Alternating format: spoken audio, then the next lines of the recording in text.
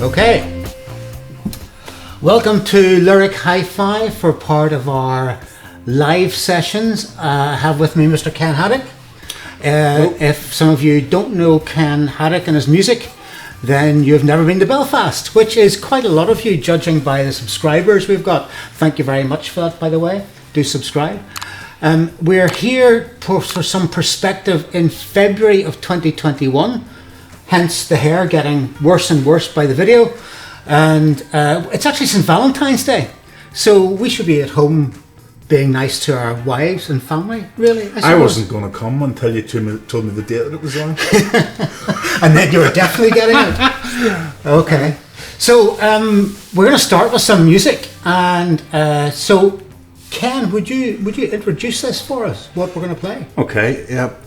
Well, the first song I'm going to do is a song called Your Sonnet.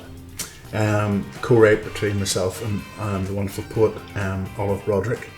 And so the reason I chose to do this song is because it has a line mentioned Valentine's Day in it. So how thoughtful is that? Your Sonnet.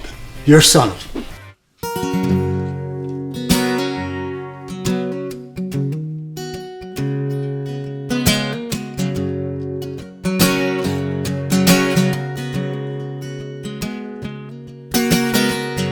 There's an empty page and there's nothing on it. You're asking me to write you a sonnet, and I'm searching for the wisest words you've ever heard.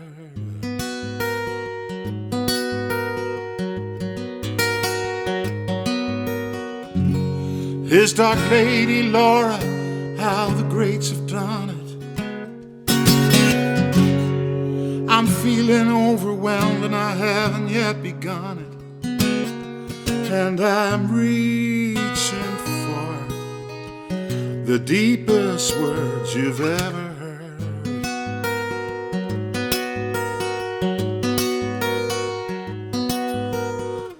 These 14 lines record the images of this heart and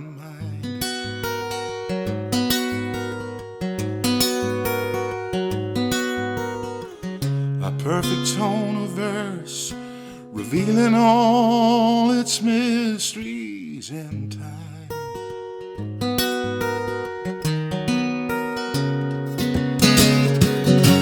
I wrote a valentine for someone I once knew. No one would ever know it isn't about you, and I'm looking for the truest words you've ever heard.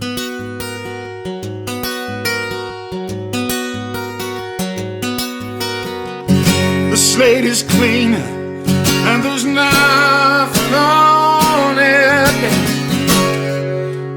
Here sometime soon will lie your sonnet, composed only of the finest words you've ever heard.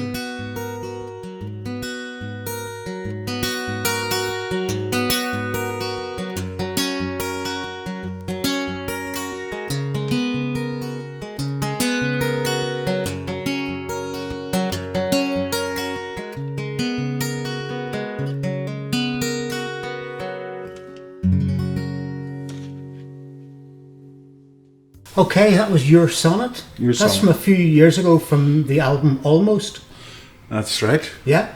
Yeah. Mm-hmm. Which is still available out there to check out on... Somewhere on the internet. I don't have any copies of it, and but yeah, it's floating around. The original copies are changing hands for a fortune on eBay now because they're extremely rare. But you can actually hear it. I think it's on Spotify. That's right. Tidal, on Spotify. Amazon, all of those things. And if 1 million people play it, I'll get 37 quid.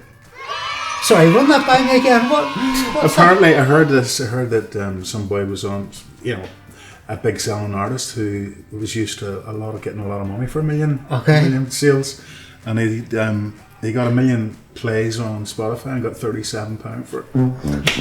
There you are. That's something to aspire to, isn't it? Yeah. To be that rich. Okay, we got sidetracked. Anyway, Ken has been playing around Belfast in live events for many, many years. He plays with all the top local musicians. He writes his own stuff. He does fantastic cover versions as well. And he's generally a character. So I want to ask a few questions about Ken's start for all this, because whenever all of us grew up, there was the music that your parents played that you liked, but there came a point for me at school in your teenage years whenever I wrote the name of an artist on my school bag, and it was the artist that I had discovered and I loved so much, and there were a couple of them. Knowing the sound of music that you play and the people have just heard your sonnet, where did you start off? Where were those people that you were going, wow, those people are great? Well, to be honest, this will probably come as a bit of a surprise to most who know me, that I used to write Queen on they used to do the fancy. Oh yeah, the cue. Fancy letter. Yeah. You're younger than me. Not much. No, but I was Led Zepp. So. Well, yes, I got the Led Zeppelin. Don't worry. I'm looking forward to telling you about them. But no, it was really back in the days when Bohemian Rhapsody was in the charts, and so yeah, that whole thing, the theatrics of those guys, and the musicality of them too. Really, really brilliant stuff. Yeah. Especially those days in the 70s. So it kind of would have started there, and then progressed to.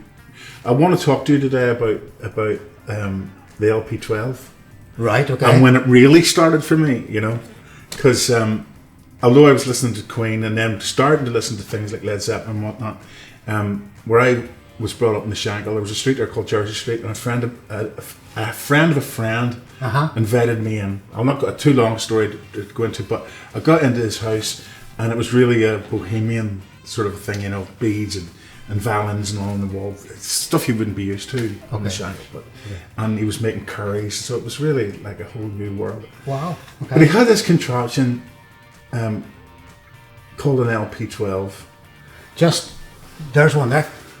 Yeah. The one of those. Yeah. But that's a very new looking one. The one he had the what do you call that with fluted front? Fluting grooves in the plinth. Yeah. And the big red button. Yeah. And he was playing an album called Nuke's Time by Sonny Rollins, and I hadn't really heard jazz either. And that whole experience really blew me away. His name was Bobby Graham, and he also that particular week that I was knocking about his house, John Martin's album Solidaire had come out, so he had that out as well. Okay. And I can remember sitting as a young, I was 16 or something, sitting with the gatefold of, but being absolutely blown away by the sound. Right. Because my dad, the records that I had been playing, the Queen records and all, had been played on one of those box things he had opened up. The dance with set. Like the pictures of the Everly Brothers and all, my dad had put inside it, and the smell of it, all those smells and all, great stuff.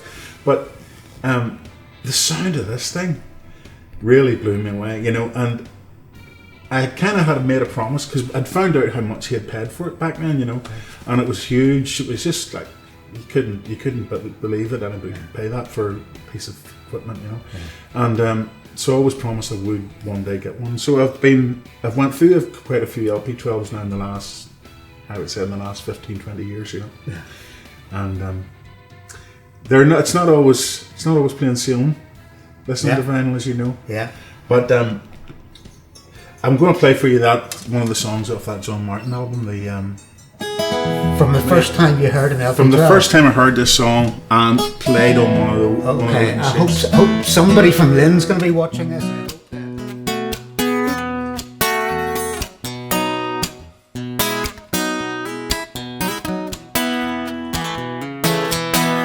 May you never lay your head down, without a hand to hold. May you never make your bed out in the cold.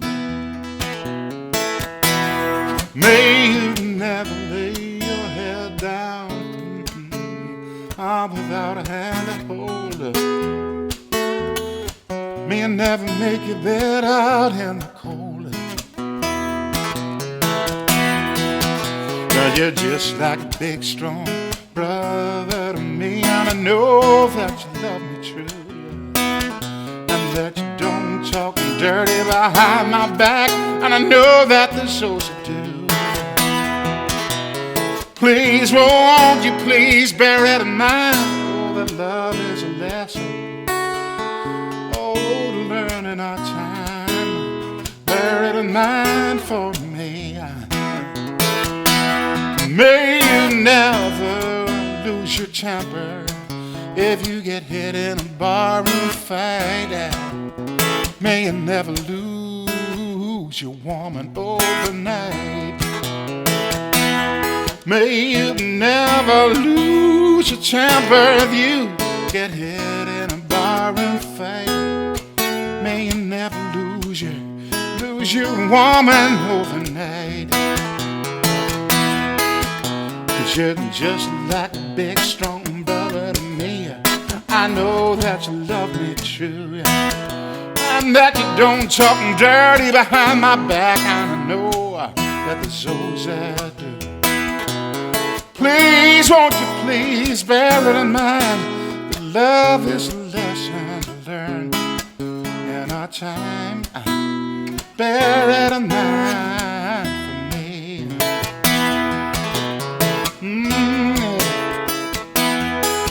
For me,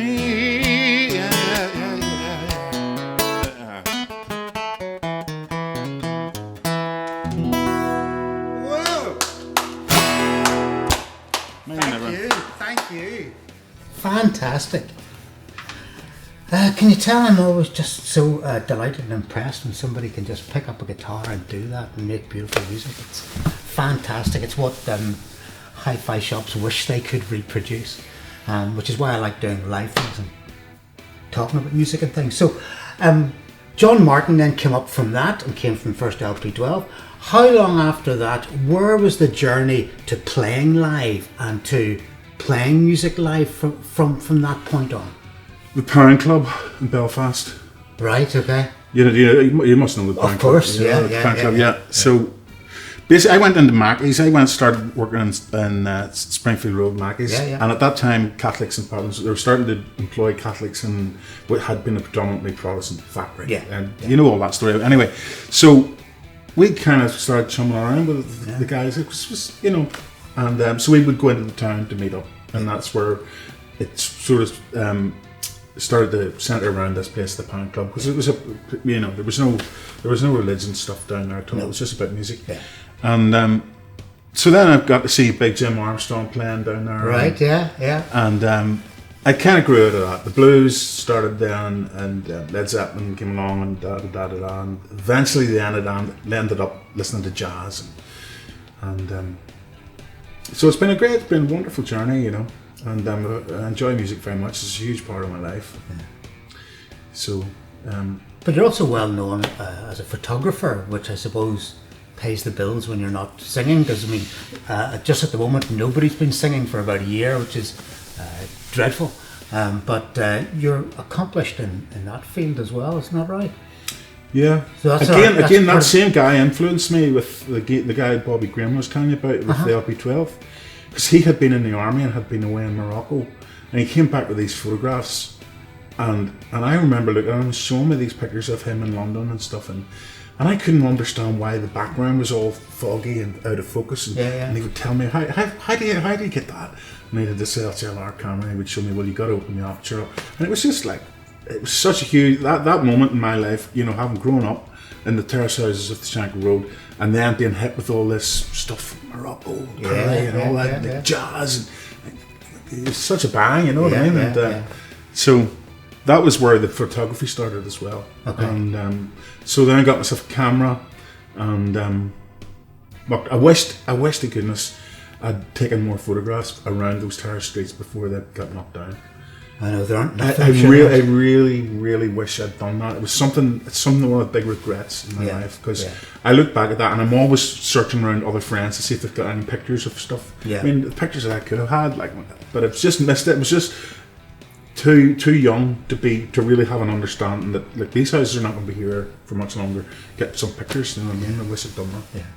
Yeah. Belfast in the 1960s and 70s still had back streets and photographs of children playing in terrace streets and real camaraderie from a community that was together, but actually living in pretty tough times. And it was tough times and tough conditions. I mean, people joke now about outside toilets. I mean, all those things. But you know what?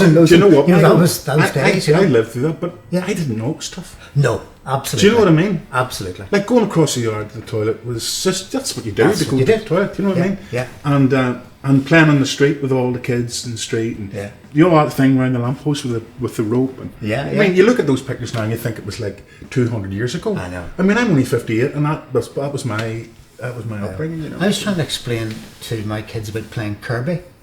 Trying to throw a Cribby, ball. we call it Cribby. Cribby? No, we were posh. It was Kirby. We were playing Kirby and throwing a ball to hit a pavement across. And this is our entertainment. And if you caught it on the way back, it was double points. Absolutely.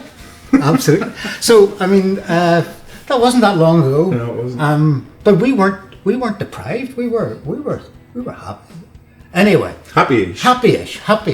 Anyway, I like to go on from that to the jazz and the blues, because I know that you're a great blues singer, and a lot of songs that you sing I turn into a more bluesy sound than sometimes the original. And listening to your albums, there's that quality to your voice.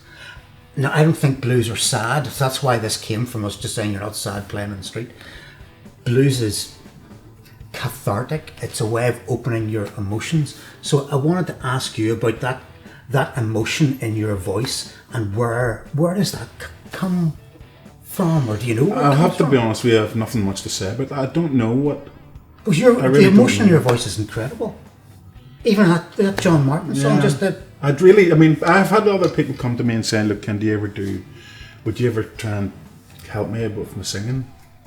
And I really don't know what to say about it. It's something that I don't know the first thing about what I'm doing with it. I'm just opening my mouth and letting go, you know. I don't. Well, that's talent. I don't know what it is. I mean, I'm not saying that to make me out to be some kind of. I don't know. It's just. I just sing, and that's all there is to it. Okay. Right. Will we have another song? Will you introduce for us then another song? I'll sing another song for you.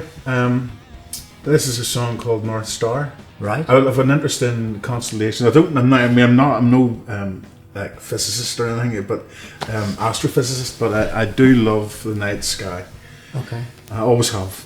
I remember even when I was going up Regis Street to Glenwood School in primary school, I could tell you the names of some of the stars that were in some of the constellations. I remember looking up and seeing Mizar in the Ursa Major, and it couldn't have been any more than 8 or 9. Wow! And I knew it was a binary star. Yeah. It was 2 together. Right. Okay. So anyway, this is the song called North Star.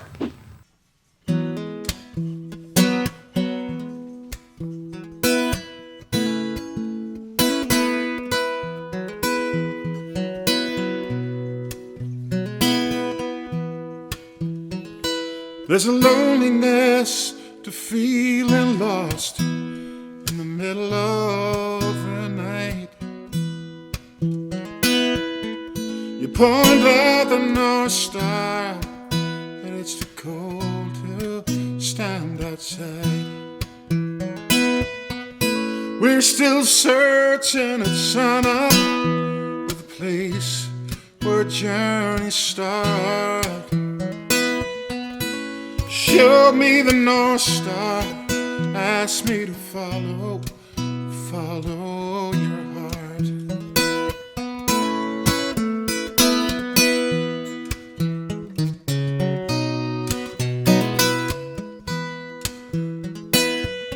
Now listen to what you're saying, and I hear what's not being said.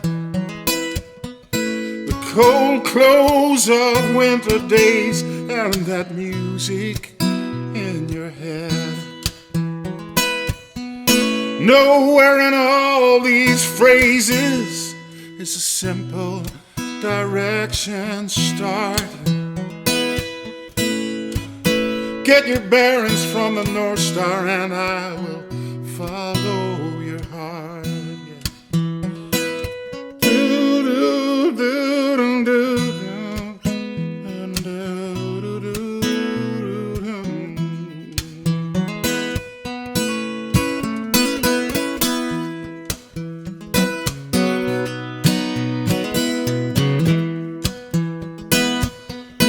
you stars at the crossroads of the road that you are on.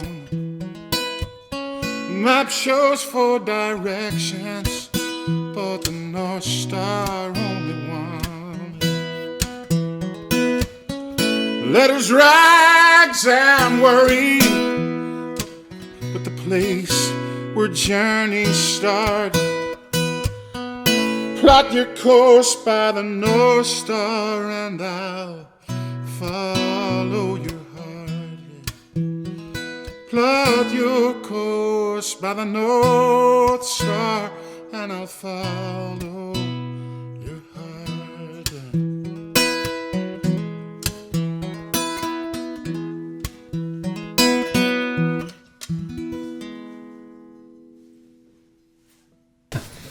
Okay, that was great. That was North Star.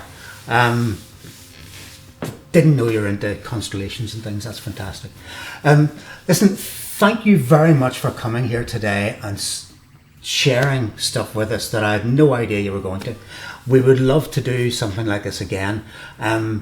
Ken's currently got all the material in the works for a new album. So that Very much in the works. In the works. Yeah. So that will be happening later this year. You can contact Ken on Facebook. You can fire me an email, michael@lyrichifi.com. You can subscribe to this channel, and one of these days you're going to come back with the new album and play some songs from the new album for us. And I'll not look like this. This is the lockdown look, by the way. Just in well, case. maybe I'll be a bit It really is. a bit tighter as well. Isn't it how like you just let yourself go? I've put on so much weight as well. No, of course I'll come back. Yeah, I'll come back and bushy-tailed and bright-eyed. Yeah. Well, got my face washed for you. Yeah, because there were things we were thinking we would talk about that we didn't even get to, and time's run away. As I keep saying, I could just sit and talk to you all day. So I'm delighted with all that. Please do subscribe. And we've a few videos coming up soon, Lyric Hi-Fi, which are actually about hi-fi equipment and things like that, which is actually my real job. This is just my pleasure. For today, thank you very much for watching. Thank you to Ken Haddock. I will see you again soon. Thank you very much. Thanks, Michael. Thank you. Thank you.